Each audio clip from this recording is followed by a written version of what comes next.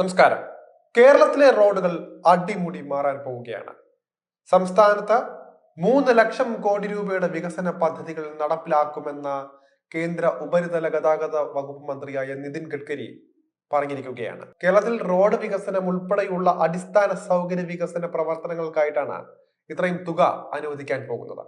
കൊച്ചിയിൽ നടന്നുകൊണ്ടിരിക്കുന്ന invest Kerala global സമ്മിറ്റിൽ ഓൺലൈനായി പങ്കെടുക്കവെയായിരുന്നു കേന്ദ്രമന്ത്രിയുടെ നിർണായകമായ ഈയൊരു പ്രഖ്യാപനം.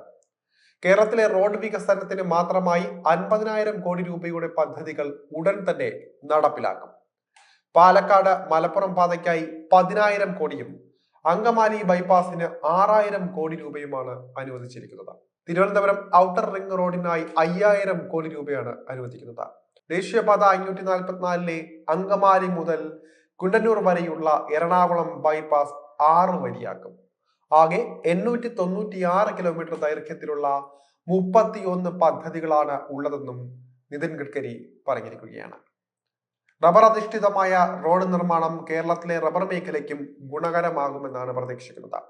കേരളത്തിലെ നിക്ഷേപങ്ങൾക്ക് കേന്ദ്ര സർക്കാർ ഉറച്ച പിന്തുണ നൽകും. രാജ്യാന്തര നിലവാരത്തിലുള്ള അടിസ്ഥാന സൗകര്യം കേരളത്തിൽ ഒരുക്കാൻ സഹായം ഉണ്ടാകും. ആയുർവേദം ഉൾപ്പെടെ മേഖലകൾ സമ്പന്നമായതിനാൽ തന്നെ വിദേശ രാജ്യങ്ങളിൽ നിന്നുൾപ്പെടെ നിരവധി പേരാണ് കേരളത്തിലേക്ക് വരുന്നത്. ഈ സാധ്യതകൾ മികച്ച രീതിയിൽ വിപുലപ്പെടുത്തേണ്ടതായി ഉണ്ട്.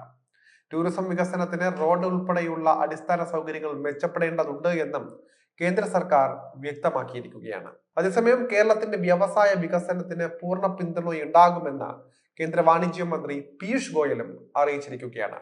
സെമി ഹൈസ്പീഡ് റെയിൽ പദ്ധതി യാഥാർത്ഥ്യമായാൽ തിരുവനന്തപുരത്തിനും കാസർഗോഡിനും ഇടയിലെ യാത്രാ സമയം കുറയുമെന്ന് വ്യക്തമാക്കിയ പീയൂഷ് ഗോയൽ കേരളത്തിലെ വ്യവസായ വകുപ്പ് മന്ത്രി പി രാജീവ് രാജ്യത്തെ മികച്ച പാർലമെന്റേറിയനായിരുന്നുവെന്നും അഭിനന്ദിച്ചിരിക്കുകയാണ്.